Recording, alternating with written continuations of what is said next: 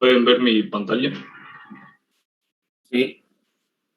Sí, se puede ver. Sí. Espérenme un ratito, por favor.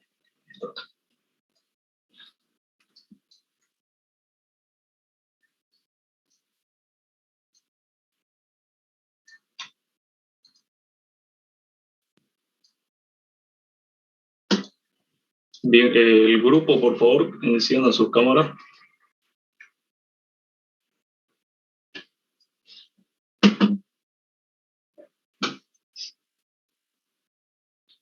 Diana, puedes comenzar, por favor. Buenas noches. Bueno, buenas noches, licenciado. Buenas noches, compañero. Somos el grupo 3 y hoy día le vamos a hablar sobre el tema la empresa. Siguiente, por favor.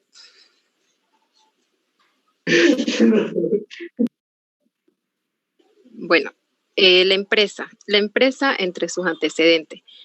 En el siglo XVII aparecen las primeras empresas, cuales estas formaron los primeros inicios para las acciones públicas. Estas mayormente se basaban en el comercio marítimo y pues cual dio paso a las primeras grandes empresas con el uso de maquinaria pesada. De esta manera también ellas generaron trabajo, varias fuentes de trabajo. Bueno, a la medida que iban apareciendo los comerciantes, las familias intercambiaban sus productos con otras familias sin que hubiera algún dinero de por medio. Por ejemplo, una res equivalía a 10 gallinas. Pues esto hizo que aparecieran las monedas y así de esta manera agilizar el comercio. Siguiente, por favor. Bueno, la empresa se puede definir como una célula social provenida por la ley y para la ley. También podemos decir que una empresa es un conjunto social de recursos humanos, económicos, financieros y técnicos, cuales estas desarrollan una actividad productiva. Pues estas compañías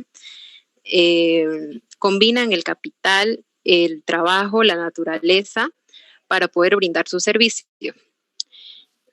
Siguiente, por favor.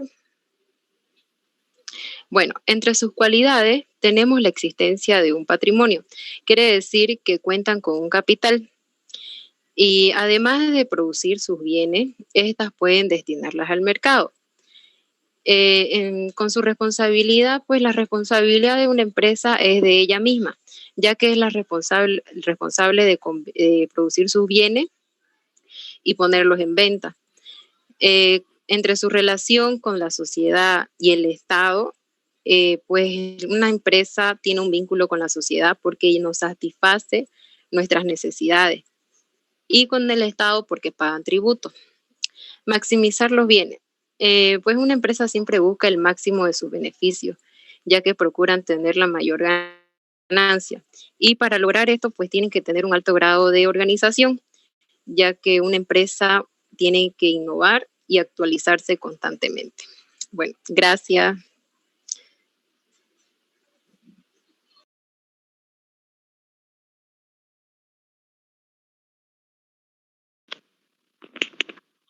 Buenas noches, licenciado. Mi nombre es Quispa Alfaro Laura y ahora me voy a hablar sobre la definición de empresa. Una empresa es una organización de personas que comparten unos objetivos con el fin de obtener beneficios, dado que es una unidad productiva agrupada y dedicada a desarrollar una actividad económica con ánimo de lucro. O sea, ganan, ¿no? De la creación de empresas, ellos ganan. Y ahora, si hablamos de la definición de la contabilidad de una empresa, podríamos denominarlo como una ciencia que estudia la forma de registrar, clasificar y analizar e informar hechos reales de las operaciones que se realizan en una empresa. Siguiente, por favor. Ahora voy a hablar de la importancia de la empresa. Importancia de la contabilidad de una empresa. La contabilidad es de gran importancia porque todas las empresas tienen la necesidad de llevar negociaciones mercantiles y financieros para que de ese modo se pueda obtener mayor productividad y aprovechamiento de su patrimonio. Y todo esto porque nos brinda información valiosa sobre el estado de un negocio. También permite saber si la empresa genera pérdidas o ganancias, si hay deudas que atender o si existen cuentas por cobrar. Eso sería todo, ingeniero.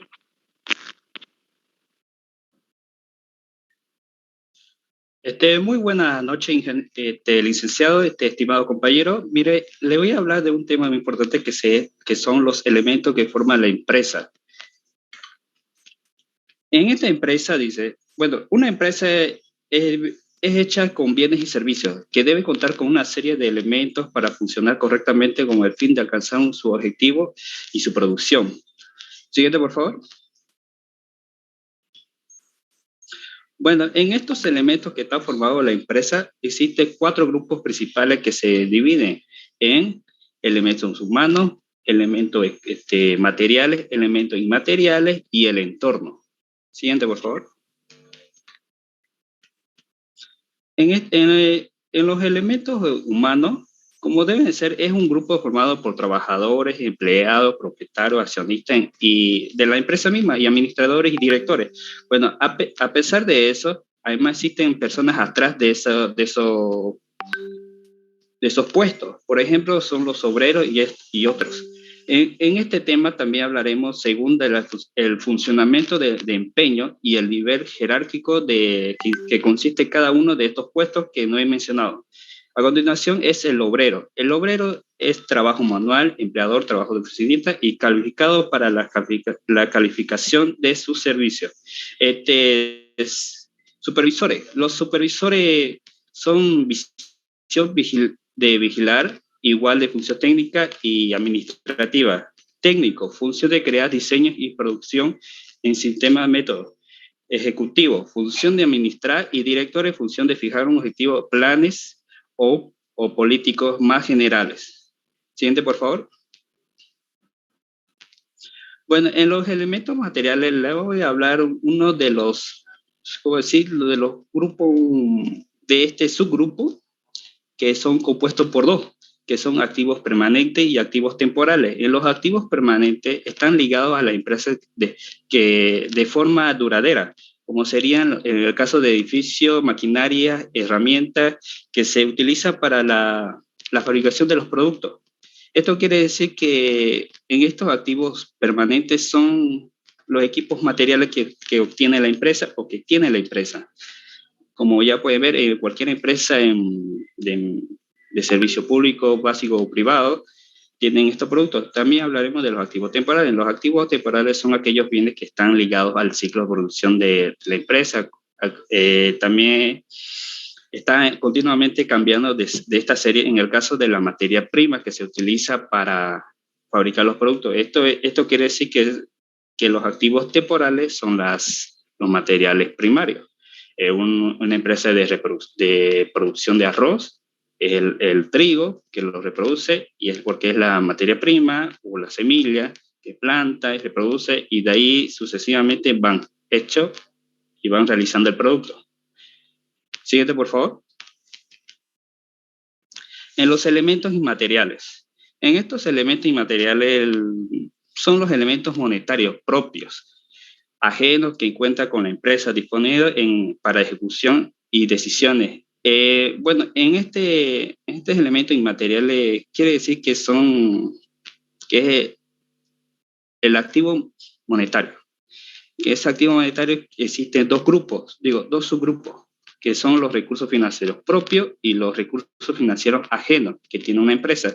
Y los propios son básicamente el dinero efectivo que aporta los socios o las utilidades, que es decir, las empresas que tienen los socios en aportar en una empresa o los accionistas y otras cosas. Por ejemplo, en los recursos financieros ajenos, otro grupo son básicamente de préstamo de acreedores, proveedores, crédito y bancario y privado, que emisión de valores. Esto quiere decir que son dineros ajenos que la empresa utiliza como un préstamo para aumentar su producción o vender más. Siguiente, por favor. En este último grupo de los elementos de que forma una empresa, hablaremos sobre el entorno. En el entorno es un conjunto de acciones que produce una ventaja de competitividad a largo plazo, digo. Para este es un impresionante análisis del entorno porque tiene dos subgrupos importantes que es para la empresa, que es el entorno general, que es el macroentorno, y el entorno microentorno. El macroentorno es la empresa que incluye aquellos factores que afectan a la compañía de una determinada sociedad o hábito geográfico. En el entorno, específicamente, esto quiere decir que es que la empresa tiene como sus aliados, por ejemplo, quien aporta, donde exporta, y eso, si usted me entiende, bueno, ahí, el microentorno son los factores que influyen sobre la empresa que permanece en el mismo sector. Esto quiere decir que son los que en una misma empresa puede tener, como decir, aliados al lado de ellos en un mismo sector donde, por ejemplo, el del trigo, una empresa de trigo, puedes tener vendedores al lado de ellos, como por ejemplo los vendedores cercanos, los prestamistas y sucesivamente gente que le siguen también. Y esto sería todo de los elementos formados de una empresa. A continuación le seguirá mi compañero.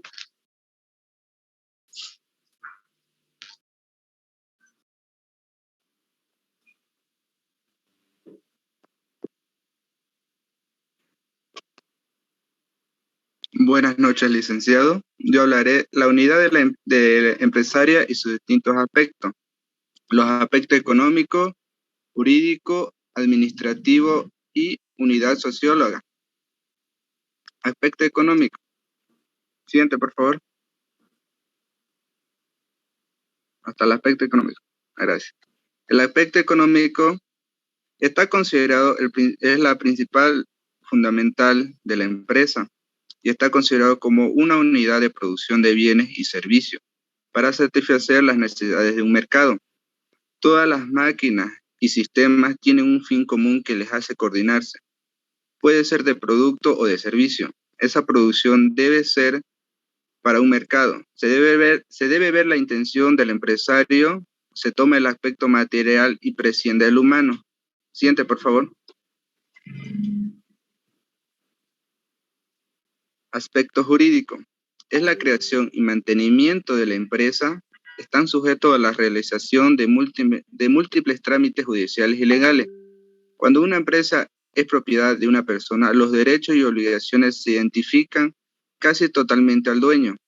Cuando la propiedad es una persona moral o sociedad, se debe verse la unidad o popularidad del patrimonio y contabilidad para determinar si se trata de una o varias empresas.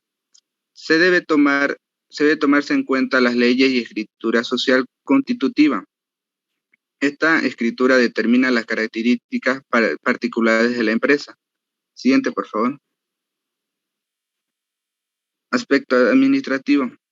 Siendo la esencia de lo administrativo, la coordinación se realiza por medio del mando. La unidad administrativa es la que resulta de la gestión común. La unidad de la empresa está representada por la fuente común de decisiones finales, que coordina las distintas actividades para el logro del mismo fin. Es el instrumento inmediato para la coordinación del mando. Se encuentra en la estructura de organización, niveles de mando, jerarquías de acuerdo a las facultades del individuo. Siguiente, por favor. Unidad sociológica. Es la interacción de ideas y de interés que se realiza en la empresa. El desarrollo de la empresa es imposible sin un vínculo social estrecho y duradero.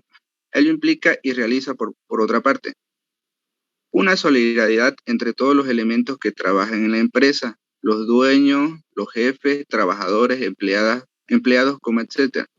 Todos aquellos tienen un interés común, como son de la subsistencia de la empresa, los de su desarrollo adecuado de su progreso. Resulta y exige la comunidad de vida, interacción, ideas e interés que realiza la empresa. La convivencia ejerce poderosamente su flujo en el seno de la empresa y viceversa. El vínculo social es el factor importante para el desarrollo de la empresa. El trabajador debe tener cierta intervención dentro de la sociedad y de la empresa. Eso es todo.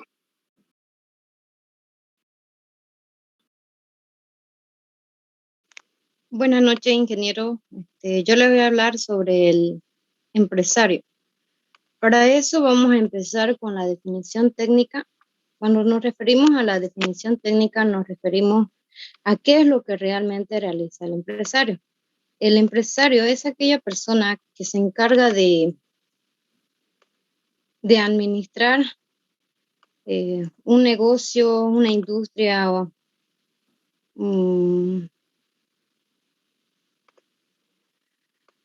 y su finalidad del empresario es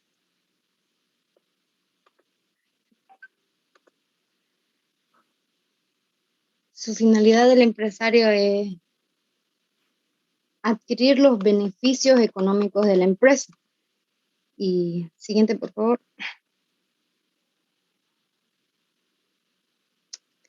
¿Qué es el empresario? El empresario o emprendedor es aquella persona que detecta el control estratégico sobre una empresa económica, tomando las decisiones realizadas a fijar los objetos de la producción. Esto para alcanzar los fines más adecuados de la empresa. Y como bien sabemos, no todo empresario es un emprendedor, ya que el empresario pudo haber sido heredado, comprado, o pudo haber sido un empleado, un empleado destacado, y por eso le dieron el cargo de administrador o empresario. Siguiente, por favor.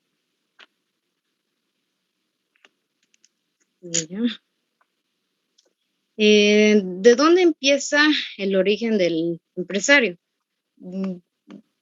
Para eso nos vamos a ir a la época medieval, donde los antiguos reyes hacían cargo a una persona y a este le ponían de nombre entrepreneur. Es aquel que se encargaba de realizar los trabajos de servicio, se hacían cargo de los materiales, de los ganados, todo a lo que mandaba el feudal o el rey. ¿Y qué es lo que hace el empresario? De eso se toma en cuenta de la parte al interior como al exterior. Cuando hablamos de la parte interior, nos referimos a cuando contrata a personales, ya que sea destacado, y cuando nos referimos al exterior es que se encarga de hacer contratos con compañías, con diferentes empresas. Siguiente, por favor.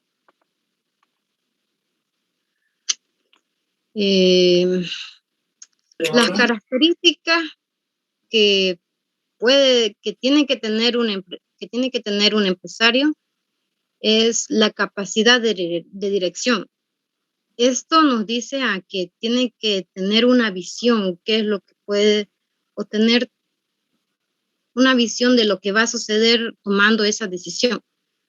Y también tiene que tener la capacidad de tomar los riesgos calculados. Si tiene algún riesgo, tiene que saber cómo enfrentarlos a ellos. Y la capacidad de tomar decisiones, ya sea buena o mala, tiene que arriesgarse y tiene que hacer el papel de líder. Eso, liderar a los demás, dar el apoyo, apoyándolo a sus demás trabajadores, tener una misión y ser dinámico. Y también tiene que ser responsable, ya sea puntual, no sé, y también con la contribución a la comunidad. Tiene que ser, cuando nos referimos a la comunidad, nos referimos a la sociedad, ya sea haciéndole un servicio útil para nuestra comunidad, creando campos de trabajo. Esas son las características que tiene que tener un empresario. Siguiente, por favor.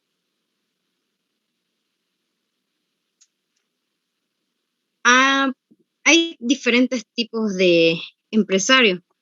Para vemos un empresario socioclave. Clave. Este empresario es la cabeza o el que dirige al miembro del equipo. Este socioclave tiene que ser activo y él es el líder y los demás lo siguen. Otro tipo de empresarios son los profesionales.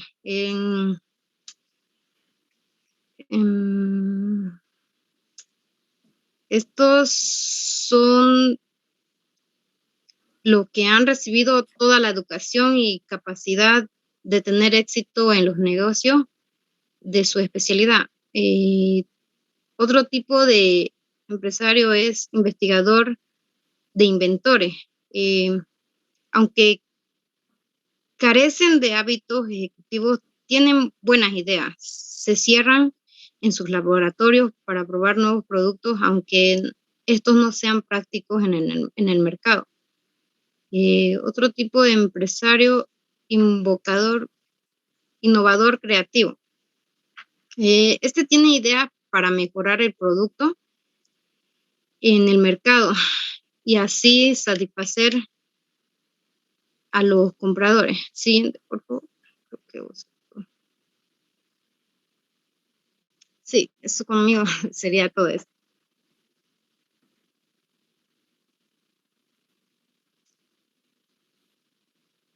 El siguiente compañero va a continuar eso. Buenas noches, licenciado. Buenas noches, compañero. Bueno, yo les hablaré sobre la clasificación de las empresas. Disculpen, no sé si se me escucha un poco despacio o fuerte. Se te escucha bien. Está bien. Ya, bueno, gracias. Ya, según su actividad de giro, se pueden subdividir en 3 puntos: industriales, comerciales y servicios. En industriales, la actividad primordial de este tipo de empresa es la producción de bienes mediante la extracción o transformación de las materias primas.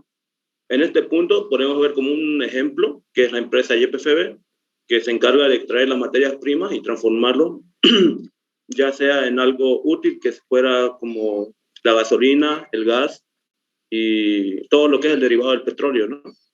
Y tenemos igual otra empresa que es Repsol, que hace casi la misma función que YPFB.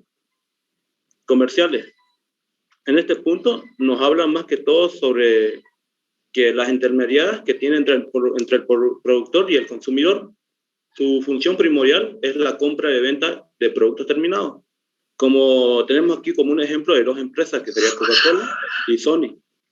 En el punto de servicio, como su nombre lo indica, son aquellas que brindan un servicio, ya sea a la comunidad. Estos pueden tener un fin de lucro, o no pueden ser lucrativos. Entre este punto tenemos la ProSalud, que es de fin no lucrativo, y otras empresas que son lucrativas son como las empresas de comunicaciones, Tigo, Viva y Entel. Siguiente, por favor. Según su origen del capital, estos se pueden subdividir en 3 puntos: las públicas, privadas y mixtas. En el punto de las públicas, en este tipo de empresas, el capital pertenece al Estado y generalmente su finalidad es satisfacer a las necesidades de carácter social. Como tenemos algunas empresas estatales, que sería YPFB, Entel, la Comibol y otras empresas privadas. Es cuando la capital es la propiedad de inversionistas privados y la finalidad es más lucrativa, es netamente lucrativa, podríamos decir. Como en este punto tenemos algunas empresas ahí en la diapositiva, TAI, Fidalga, Sofía, Pepsi, Tigo, son empresas que son más hechos por inversionistas privados y su finalidad es lucrativa. Empresas mixtas. En este punto, las empresas hablan sobre que está compartida entre el Estado y particulares. Siguiente, por favor. Según su magnitud o tamaño, en este punto se pueden subdividir en 4 puntos. Microempresa, pequeña, mediana y grande. En la microempresa, esto está conformado de 1 a 10 empleados. Como tenemos como un emprendimiento de una peluquería, que sería una microempresa pequeña, esto está conformado por de 11 a 50 empleados. Como un ejemplo tenemos lo que sería las empresas de laboratorios de bioquímica mediana. En estas empresas están conformados de 51 trabajadores a 250. Como tenemos las empresas de construcción que tenemos en Santa Cruz, en grande, es aquella que se compone por más de 251 empleados. Ya esto depende al determinar el tamaño de la empresa, ¿no? Ya puede ser entre volumen de producción, volumen de ventas, presencia en el mercado o otros. Entre estos tenemos estas empresas que son multinacionales, Coca-Cola, Burger King, y también tenemos Starbucks. Siguiente, por favor. Según su forma jurídica, cuando uno va a crear una empresa, lo primero que le piden es una forma jurídica y uno no sabe qué es lo que significa. Bueno, en ese punto todos nos preguntamos a qué se refiere la forma jurídica. Y en este punto tenemos que decidir si va a tener una personalidad jurídica o no va a tener, porque esto más adelante va a ser algo muy importante para la empresa o para el tipo de empresa que se va a crear. ¿Qué es una personalidad jurídica? Cuando una empresa tiene una personalidad jurídica propia, esta asume todos los derechos y obligaciones como si fuera una persona nueva, ya según estemos ante empresas con personalidad jurídica o no. Tenemos 2 tipos de clasificación de las empresas, que se dividen en empresa individual, que son las autónomas, y los mercantiles, que son las sociedades. Empresa individual. En esto, como nos dice el nombre, individual autónomo, tiene un solo propietario y la persona física, en este punto les decía, ¿no?, que más adelante va a tener una importancia la personalidad jurídica. Cuando es una empresa individual, la personalidad jurídica será igual al empresario o al propietario, que sería la persona que creó esa empresa. Bueno, en este caso no va a tener una personalidad jurídica y por lo tanto los derechos y las obligaciones que la empresa va a tener va a ser la obligación del fundador. Por ejemplo, tenemos una peluquería o un bar donde el empresario o el propietario de dicho establecimiento en un punto no pudo satisfacer, digamos, la parte de las ganancias. Le fue mal un cierto tiempo o un año durante la pandemia del COVID, digamos. Ya en este punto la empresa cierra y el banco automáticamente le pide la devolución, lo que es al propietario y ya no a su personalidad jurídica. Entre este punto tenemos las ventajas y desventajas, que sería, una de las ventajas sería que esto lleva poco trámite para crear, es fácil sacar el número de NIF, no se requiere abogado ni notario, es fácil de sacar las cuentas bancarias, no se tiene que consultar a los socios para cambiar la capital o las sucursales. Algunos inconvenientes. La principal es que si hay problemas de deuda ya sea con el SIN o otros, el único responsable es el titular. Ya otro punto sería, como algunas entidades estatales o privadas pueden pedir que sea una sociedad para ser un proveedor o solicitar un préstamo. Luego tenemos las sociedades, que esto está formado o conformado por varias personas, ya sea mediante un contrato de forma que forman una empresa. Esta característica es muy importante, ya que al haber varias personas, estos crean una nueva personalidad jurídica y esto es distinto a las personas físicas que conforman la empresa. Entre estos tenemos algunas ventajas y desventajas. una de las ventajas es que la empresa es una persona, la empresa es una persona jurídica, es otra persona, digamos, no es ninguna de las personas que firmaron el contrato. También paga los mismos impuestos que una empresa unipersonal.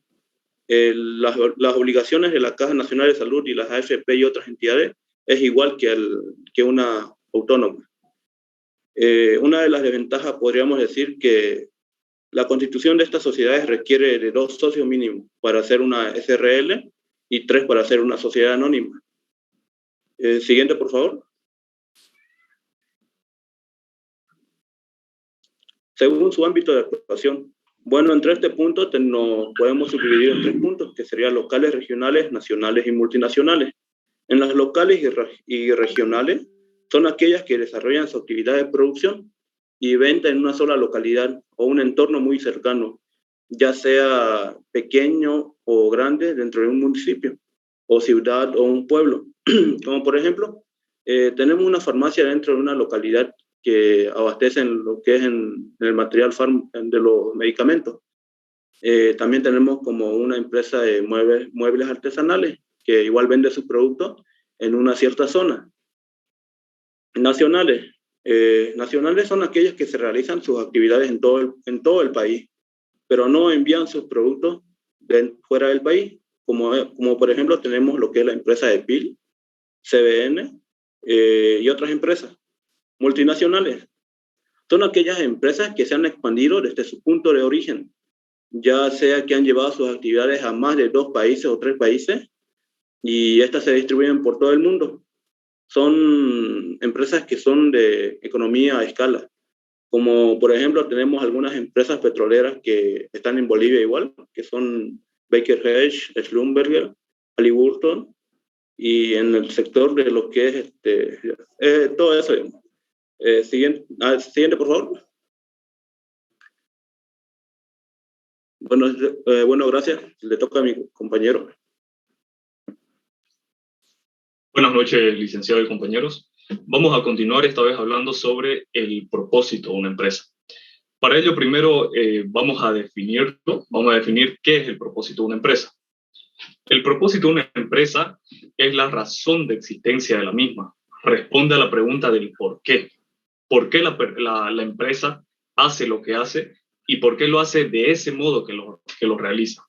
El propósito de una empresa también busca la congruencia, no solo con los clientes, sino también con los trabajadores, porque la empresa siempre va a buscar encontrar mejores talentos, ¿no es cierto?